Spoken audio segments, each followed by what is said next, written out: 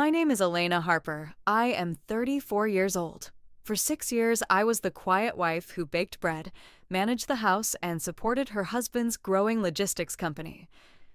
Everyone thought I was simple. My husband certainly did, until the day we stood in a courtroom, and I showed him exactly who I really was. My husband's attorney laughed so hard he had to cover his mouth with his hand. I stood at the plaintiff's table alone.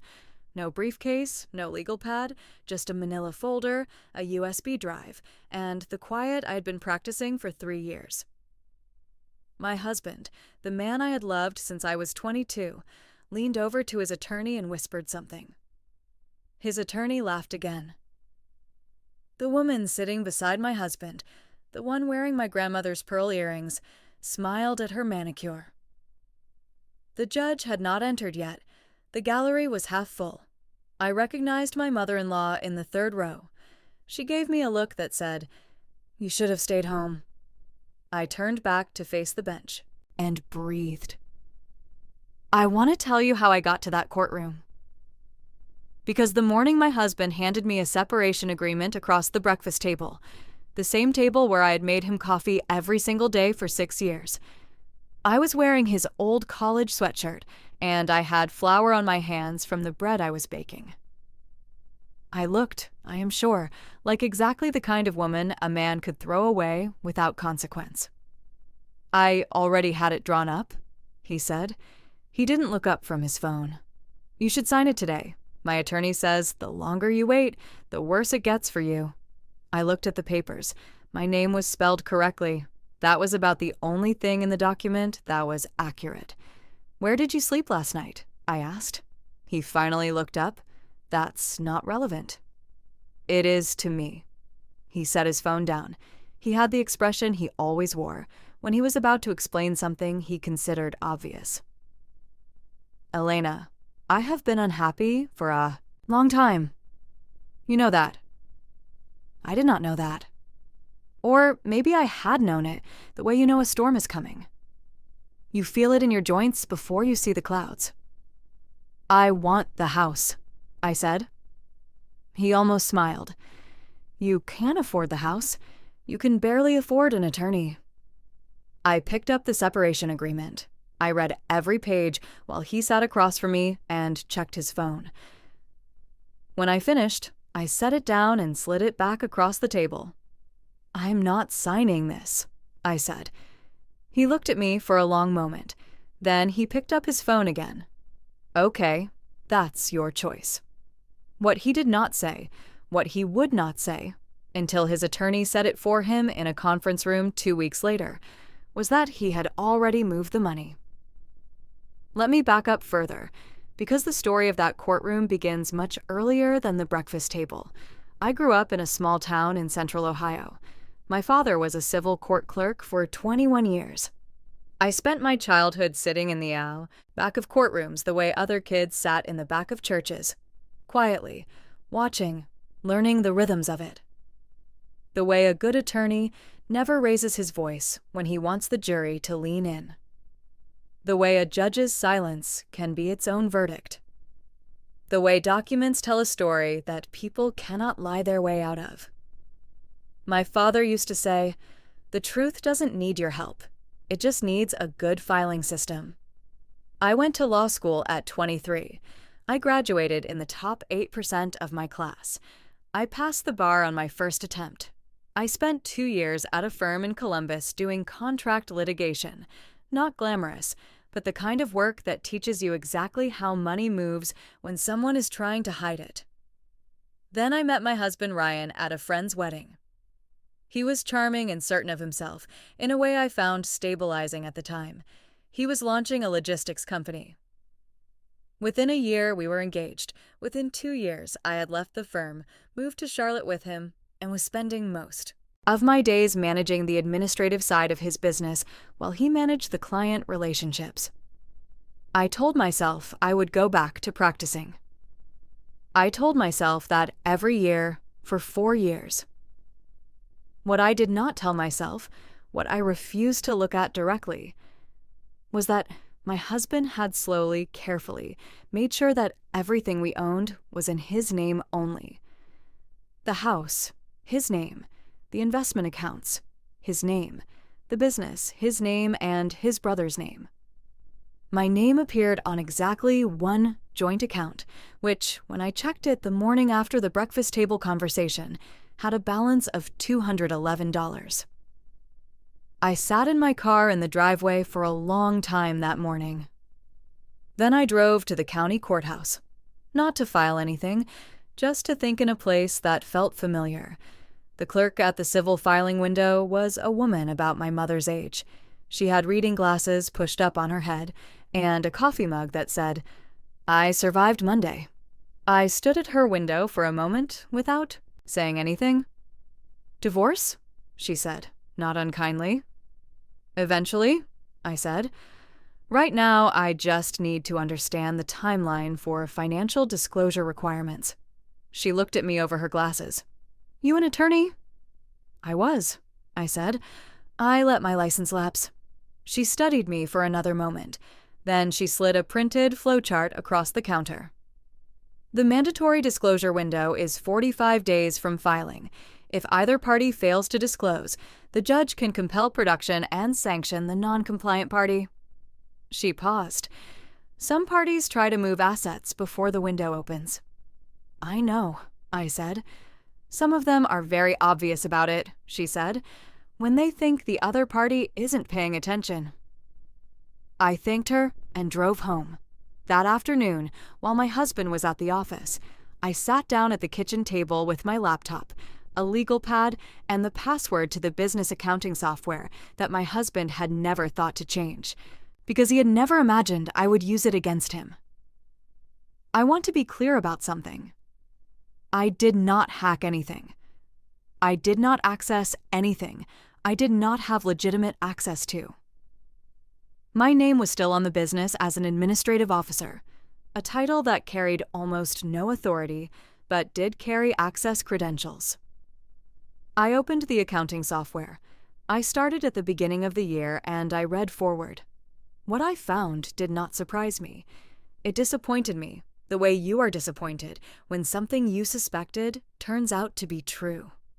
Over 18 months, my husband had been systematically routing business revenue through a shell company registered in his girlfriend's name, the woman with my grandmother's pearls, as I would later learn.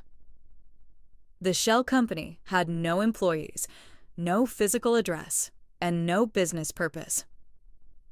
It existed to receive transfers and send them back out as consulting fees to a personal account my husband had opened 6 months before he handed me that separation agreement. He had been planning this for at least a year and a half. I copied everything to my USB drive. I printed nothing. I closed the software. I made dinner. He came home at 7 o'clock. He seemed surprised that I had cooked. We ate without speaking much. "Have you thought more about the agreement?" he asked. "I'm thinking," I said. He nodded as if this were reasonable. He did not know that I'd spent the afternoon building the case that would take his business. The next 3 months were the strangest of my life. My husband and I lived in the same house while his attorney and a court-appointed mediator attempted to negotiate a settlement. His attorney was a man named Gerald. Expensive suit, Rolex, the practiced ease of someone who had never lost a case he considered important. Gerald's strategy was straightforward. Establish that I had no income, no independent assets, and no legal representation, and then pressure me to accept a settlement that gave me the $200 in the joint account and a monthly payment that would cover my rent somewhere modest. Every time we sat across from each other in the mediator's office, Gerald treated me like a problem to be managed. He spoke slowly when he addressed me, the way people speak to someone they believe is slightly confused. I responded to every email within 24 hours. I used correct legal citation format. I made no errors. Gerald stopped speaking slowly to me after the 3rd week. But he still believed They all still believed that I would eventually run out of time or money or nerve and accept the settlement. What none of them knew was that I had spent those 3 months doing something else entirely. I had reinstated my bar license. The process took 47 days. I completed the continuing education requirements online, paid the reinstatement fee, passed the ethics review. The confirmation came to an email address I had created specifically for this purpose, on an account registered to a device my husband did not know existed. I told no one. I filed my own response to the divorce petition, appearing pro se, representing myself because I was not yet ready to show my hand. I also filed a confidential referral with the state's business fraud division, attaching the documentation I had compiled from the accounting software. I did not call attention to this filing. I did not mention it to Gerald. I did not mention it to my husband. I watered my plants. I baked bread. I waited. The morning of the hearing, I wore a charcoal blazer I had bought specifically for the occasion. I drove myself. I parked 2 blocks away and walked because I wanted those 2 blocks to settle my breathing. The courthouse was familiar. It smelled like all courthouses smell: paper and central air, and something faintly institutional. I got to the courtroom 40 minutes early. The clerk was setting up. I took my seat at the plaintiff's table, opened my manila folder, and reviewed my notes one final time. My husband arrived with Gerald 20 minutes later. He stopped when he saw me already seated. Something crossed his face, not quite concern, more like mild irritation. Gerald glanced at me, said something to my husband, and they took their seats. The woman with the pearls was in the gallery, 3rd row, my mother-in-law beside her. I did not turn around again after I noticed them. The judge entered. She had a reputation for efficiency and zero tolerance for procedural games. "Counsel, please identify yourselves for the record," she said. Gerald stood. Gerald Hartwell, appearing on behalf of the respondent, Ryan Harper. There was a pause. I stood. "Elena Harper," I said, "appearing on behalf of myself, Your Honor. Licensed to practice in this state, bar number 0047721, reinstated as of 41 days ago." The room went quiet in a specific way. The judge looked at me, then at Gerald. What happened over the next 2 hours was the slow, methodical dismantling of a financially structure my husband had spent 18 months constructing. I introduced the accounting records. I identified the shell company. I showed the transfers to Lila's name. I proved the funds were being hidden as marital assets. Gerald had nothing. At the end of the hearing, the judge issued 3 interim orders. She froze my husband's personal and business accounts, pending a full forensic audit, and referred the matter to the State Attorney General's office for review of potential fraudulent transfers. When the judge left the bench, Gerald's hands were shaking as he gathered his papers. My husband finally looked at me. His face showed he had badly miscalculated. I picked up my manila folder, put the USB drive in my blazer pocket, and walked out of the courtroom.